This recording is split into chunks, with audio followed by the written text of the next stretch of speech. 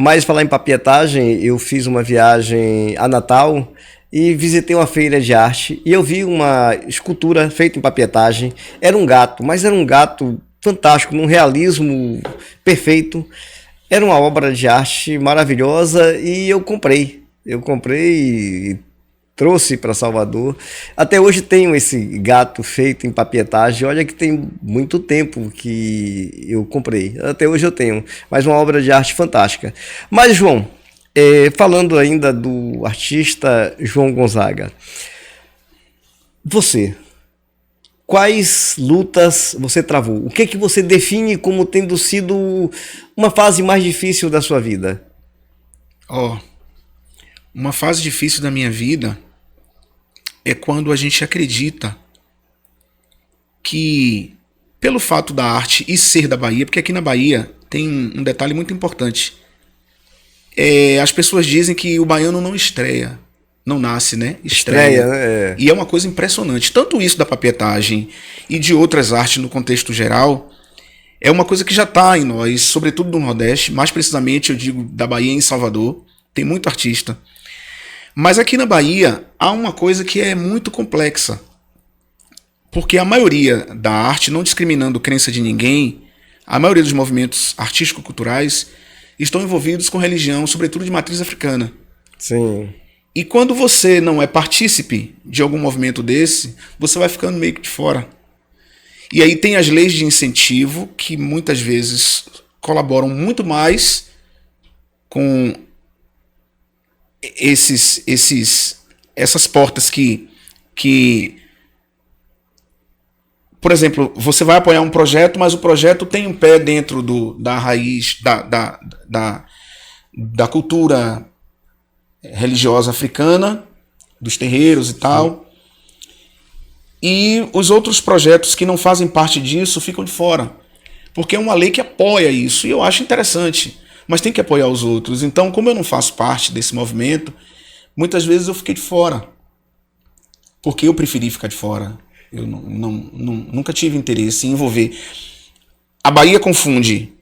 Religião é uma coisa, arte é outra. Sim, a arte... Aqui na Bahia há um sincretismo que é só da Bahia, que é o sincretismo religioso, que ele pegou a arte e jogou dentro. Então a maioria dos movimentos artísticos culturais da Bahia tem um pé dentro da religião. Então eu fiquei muito decepcionado com isso. Porque eu acredito que eu poderia também hoje não ser um Milton Nascimento, mas ser um João Gonzaga dentro do meu tamanho. Mas eu fui muitas vezes forçado a colocar um pé também dentro daquilo que não é para mim, que eu disse, eu não faço parte disso. E algumas pessoas dizerem, se você não colocar o pé aqui, seu material não vai engrenar. Então deixa no meu tamanho. Entendi. Tá lindo assim. Entendi. É por isso que eu digo que eu tenho sucesso. Porque eu não preciso ser maior do que eu sou. Eu sei o meu tamanho, eu sei o meu público, eu sei aonde eu entro, sem precisar misturar a arte com a religião. Você já teve algum projeto seu financiado pela Lei Rouanet? Nunca. Nunca? Também nunca escrevi. Agora que tenho alguns amigos tentando escrever. Tá. Mas você percebe que o que eu vejo? A Lei Rouanet, ela devia abraçar. Você não devia batalhar para você chegar. A Lei Rouanet devia abraçar os artistas que estão começando, os artistas que efetivamente precisam, que precisam de ajuda. Porque é aquela história. Você tem aquele que precisa de um pontapé inicial, precisa de um empurrão para chegar, e você tem aquele que já chegou no topo. É isso que eu falo. Eles poderiam fazer uma triagem dentro das comunidades. Dentro do país inteiro, nas comunidades do país inteiro, tem muita gente boa no meu bairro, tem muita gente boa em Fazenda Coutos. Muitos artistas bons em Fazenda Coutos, lá na periferia. Não só lá, mas deveria haver uma triagem assim, ó, deixa eu ver, cadê os olheiros que vão atrás dos artistas que estão escondidos? Para financiar, artistas que valem a pena. Mas não, aí pega uma dinheirama e dá pro artista que já é lá nomeado. Aí dá pro outro e pro outro. Então eu penso que essas leis, não vou me meter, que já é também uma questão política, né? É uma lei que deveria abraçar. Se eu tenho direito a isso, eu deveria ter acesso. E todas as pessoas que precisam, e eu já tentei, artistas nas comunidades que precisam, na verdade. Já tentei e não consegui. Agora eu tenho um amigo que escreve projetos, por sinal eu estava falando com ele antes da gente começar a gravação aqui, de um e-mail que eu recebi de um projeto tal, para ver a possibilidade de escrever para eu criar uma ideia que está aqui na minha cabeça de fazer um show diferente, nunca visto, que já está aqui na minha cabeça. Que ótimo. De novo. Mas é o diferente Quero que isso que atrai. aconteça. É o diferente atrai. Você tem que pensar diferente. Aquele famoso pensar fora da caixa. Na verdade. Aí você vê como a viagem que a mente faz quando você absorve a leitura, né? Eu sempre gostei disso. Quando você lê, ele traz sensações que são incríveis. Verdade. Tem cheiros que são únicos seus. Você pode ler um livro que tem um perfume. Por exemplo, aqui no seu livro tem uma parte que fala, eu marquei pra gente, vou ler já. Você fala de um perfume, você sente o cheiro do perfume, mas você sente diferente de mim. Isso. Você entende? Como eu falei da cortina, enfim, abriu. A cortina minha é diferente da sua. Olha só esse pedaço aqui do livro, eu vou ler aqui rapidinho. É aqui o capítulo 10, ó. Pouco tempo depois da chegada de Severino ao escritório, o interfone tocou, ó. A gente consegue entender e ver o interfone tocando, né? Ó. Severino ajeitou a gravata, respirou fundo e atendeu. Consegue perceber a cena? E você monta, exatamente. Doutor, sua nova cliente chegou. Pode mandar entrar, Margarida. Aí você imagina que Margarida vai entrar, o doutor está sentado lá. Como é a mesa do doutor? É diferente dessa. Na minha cabeça eu pensei de uma forma. Você pensou de outra. Cada leitor pensa de uma forma, né? Lógico. Aí vem. A porta do escritório se abriu suavemente e Margarida guiou Sofia até a cadeira de espaldar alto, posicionada bem no centro da mesa. Imagine. Antes mesmo de vê-la, Severino sentiu a presença dela, olha só que interessante, pelo perfume que se espalhou pelo ambiente. Um aroma inebriante e sofisticado. Você imagina. Você consegue sentir? Eu sinto. Você sente outro perfume, olha só.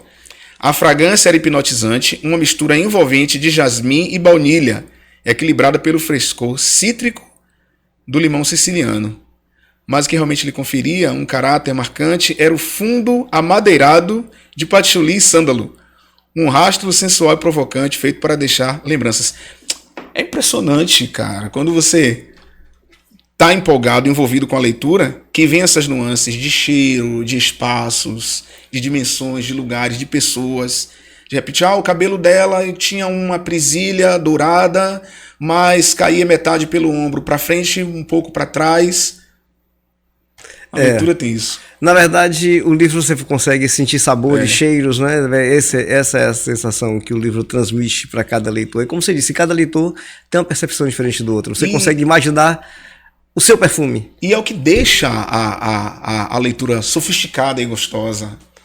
É quando você tem na escrita sensações como essas que tem aqui. Cheiro, espaço. Sabores. Parabéns. Mas é isso. João, a sua música. Agora eu queria, sabe o quê? Vou fazer um desafio para você. Na lapela, cante um pedacinho de uma música que você goste e que represente o artista João Gonzaga. Tem uma música de Chico César chamada Estado de Poesia. E eu disse, se ele não tivesse feito essa música, eu faria. Diga lá. Uma das músicas mais lindas do mundo que eu já ouvi. É Estado de Poesia de Chico César. Assim... Para viver em estado de poesia, me entranharia todo o sertão de você. Para ganhar a vida que eu vivia, de cigania antes de te conhecer, de enganos livres. Como é que esquece ali? Eu esqueci a letra da música, cara. Eu disse, não sei fazer pequeno. Esqueci a letra da música. Mas, Estado de Poesia. Foi a timidez que baixou aí. Talvez tenha sido incorporar. Isso. Se você não incorporou, o João Gonzaga artista. Foi muito rápido, Adi. Você pediu muito rápido. O desafio foi na lata e você não esperava. Na verdade, Estado de Poesia de Chico César. Você não esperava. Música, linda. Mas é uma bela música, uma bela música. É. Mas esse nosso Brasil é cheio, repleto de grandes artistas. E a Bahia, então, né? A Bahia é um cenário de grandes artistas. Você citou aí Bethânia, nós temos tantos outros, Gilberto Gil e tantos outros. Você quer ver um cara que eu acho que é um grande guerreiro também e admiro porque eu sei a luta dele e as batalhas que ele trava. É um cara que veio de baixo e chegou no topo. Márcio Vitor. Márcio Vitor, para mim, é um grande artista. Ele lutou muitas lutas e continua lutando. É um cara humano fantástico. É um cara que eu gosto e admiro e respeito muito o Márcio Vitor. Olha, Márcio Vitor era meu vizinho. Eu morava no Engenho Velho de Brotas, de frente para a casa da avó dele. E quando tinha os ensaios do Bloco Badawi, era o bloco afro que tinha no Engenho Velho de Brotas, e Márcio Vitor dançava pequeno lá. Tanto que tem uma música no meu DVD chamada... como é que esquece o nome da música? Enfim, eu falo da minha infância. Sim. E nessa música eu falo de Márcio Vitor também. Sim. Nessa música, é impressionante. E uma coisa que foi bom lembrar, tinha a Semana da Abolição no Engenho Velho de Brotas. E no Largo do Engenho Velho cantavam Maria Bethânia, Gal Costa, Gilberto Gil e Caetano. O camarim era o quarto da minha mãe. Ah, é? Que legal. O Largo estava aqui, meu pai tinha barraca que vendia feijão, e na casa da minha mãe, que era no baixo assim, a primeira casa, Sim. era o camarim desse pessoal, e eu não tinha noção disso na época. Pois é, tá vendo? E você convia com essa galera toda, essa turma toda. E Márcio Vitor, ele é gigante. Márcio Vitor foi marcador de quadrilha, eu compus pra quadrilha Rá-Tim-Bum de Márcio Vitor na época, em 1990, 91, e depois ele ganhou o mundo cantando nesse estilo do pagode que é interessante. E gravou com Caetano também, percussão, ele gravou com Caetano. E muito amigo de Preta Gil, né? Nós perdemos Preta Gil recentemente, muito amigo de Preta Gil. É uma grande perda, uma grande artista, né? Bastante também. Era uma grande artista, Preta Gil também, sem dúvida nenhuma.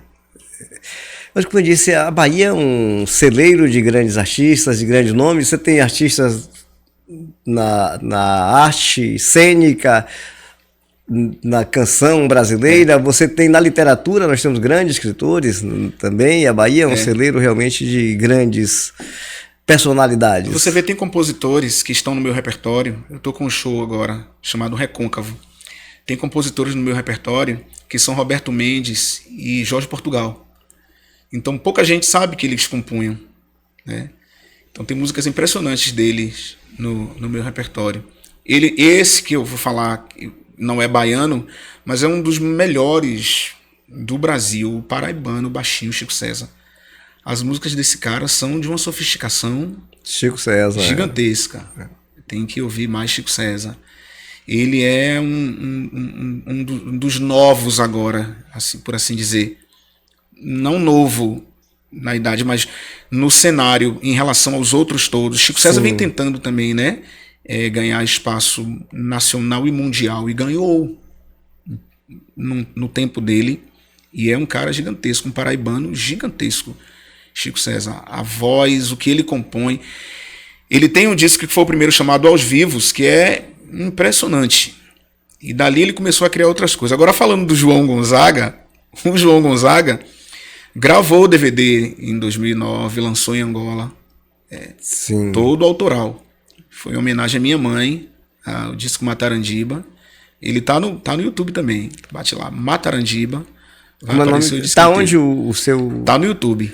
Qual é o canal? Diga aí o canal. É o canal Sala Acústica. Tudo junto. Sala Acústica. Sala Acústica. Agora não tem o último A. Salac, com K. Com acento no U. Sala Acústica. Sala Acústica.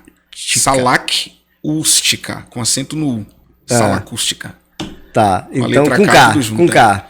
Legal. Mas se bater lá, João Gonzaga Matarandiba, aparece também. Aparece também, João Gonzaga? É melhor, é mais fácil procurar João Gonzaga Massarandiba. Matarandiba é o quê? Uma ilha pequena aqui da Baía de Todos os Santos. Ela é separada, mais perto de Salinas.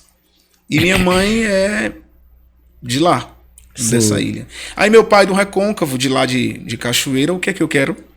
Eu sou um cara do Recôncavo, né? Eu nasci com esse tempero do Recôncavo. Então essa música me interessa, o meu chapéu, o samba me interessa, porque eu sou dessa região também. É da regionalidade, você vibra a regionalidade. Isso realmente é interessante. Agora, João, A gente estava falando de histórias de superação, de lutas, que se trava diariamente. Sabe qual é uma coisa que eu observo? Todo mundo que chegou ao topo, se você observar, e os grandes artistas, os grandes nomes que hoje estão aí no cenário nacional, são pessoas que também tinham contra si um prognóstico ruim, porque vieram de famílias pobres, mas o que eu observo é o seguinte, você não vê nenhum deles se lamentar, muito pelo contrário, eles muitas vezes não falam do passado e seguem a vida deles e vão em frente vivendo a arte. Quer ver uma cara que eu respeito muito pela história, pela arte e pelo ser humano? Roberto Carlos. E por que eu admiro Roberto Carlos? Porque você imagina, isso está na biografia dele, uma obra fantástica, a biografia de Roberto Carlos, a biografia autorizada, e ele conta o acidente que ele sofreu quando ele tinha 6 anos de idade. Então você imagina um menino pobre que aos 6 anos de idade é vítima de um acidente, o trem passa por cima da perna dele, num evento, ele estava numa festa da cidade, quando acontece uma fatalidade e ele cai e o trem está vindo e a perna dele fica no trilho e o trem passa por cima da perna dele e para em cima da perna dele. Inclusive ele fica preso embaixo do trem, tem que se tirar o trem para poder tirá-lo de lá e levá-lo às pressas para um hospital e ele tem uma perna amputada. Você imagina uma criança que aos 6 anos começa a andar de muleta. É claro que ela vai sofrer estigma, mas ele não se sentiu diminuído, João Gonzaga. Ele não se sentiu diminuído. E é um assunto que ele não fala. É um assunto que ele não fala. O que ele fez? Ele optou por não falar. Ele colocou, acho que perna mecânica quando ele tinha 14, 16 anos, fez já na adolescência quando ele coloca, mas ele andou de muleta uma parte da vida dele. Tem uma música que ele fez, que uma canção que ele fez, que eu não sabia, que ele fala, o paletó de linho branco, sujo de sangue, foi a pessoa que deu socorro a ele, que o pegou, quando retirou ele debaixo do trem, colocou no próprio carro, ele sangrando muito, para levá-lo para o hospital. Mas você observa que ele não fala sobre isso. Tem outra música dele, outra canção que também é sobre o acidente, e eu não sabia até meio a obra, a biografia dele, que é uma canção que ele fala, tem traumas que a gente só sabe depois que cresce, ou depois que crescer. Meu pai um dia me falou para que eu nunca mentisse, mas ele esqueceu de dizer, tipo que a vida tem traumas que você só vai entender depois que crescer. É mais ou menos assim. É lógico que isso causou nele um trauma, porque causa, quer queira, quer não, com certeza, é a perda de uma perna, a perda de um membro, mas ele optou por não falar, e ele seguiu em frente e se tornou esse gigante que ele é. Até hoje é o rei da música popular brasileira, continua com o reinado, o único, porque você vê que quantos artistas fizeram sucesso, passaram e desapareceram nesse meio tempo, e ele continua o reinado dele, sabe? É um cara que tem muita fé, ele tem muita fé em Deus, é um cara muito religioso, e é um cara que tem fé em Deus e tem fé nele mesmo. E você veja que ele nunca se vitimou, ele nunca falou do acidente, ele evita falar. Isso está publicado na biografia dele, mas você vê que é um assunto que para ele é proibido se tocar. E eu acho que é isso interessante, você entendeu, João Gonzaga? O que faz a diferença é essa, é você acreditar no seu potencial. O seu ponto de partida não define aonde você vai chegar, é a sua fé, é a sua crença. Eu digo crença em Deus, porque eu também sou religioso, e crença em você mesmo, na sua história, na sua vida, na sua trajetória, e vai em frente. É isso que define o seu futuro. Essa é uma escolha boa, porque a vida tem escolhas que são escolhas boas, não é verdade? O que eu digo? Deus me deu o dom do canto, e isso é dele, né? Ele me deu, então isso para mim é um presente. Eu vou me silenciar com isso? Eu não posso, né? Eu tenho que cantar. Sim. Eu preciso cantar. Eu cheguei a dizer assim, ó, eu quero cantar nos palcos do mundo. E cantei nos palcos do mundo. Pois é. E o Jornal à Tarde, na época, quando o Gilberto Gil estava fazendo show na Concha, sim, eu saí no caderno 2, na capa, na página inteira. E o Gilberto Gil saiu desse tamanho. Olha que honra. Pois a jornalista me deu. Eu disse, não é possível. Era para Gilberto Gil estar ali, não eu. Então, eu tive que parar uma época por conta dessa pressão toda, das pessoas querendo meu dinheiro, enfim. E eu retornei no final do ano retrasado. Então as coisas estão começando a acontecer. Por isso que eu disse que eu não vou ser um Milton Nascimento, mas eu quero ser João Gonzaga. Eu sou João Gonzaga. Você é João Gonzaga. Sou João Gonzaga e vou continuar trabalhando, porque essa é a minha profissão, a música, a arte, o palco é minha profissão. E é nesse caminho que eu vou seguir trabalhando.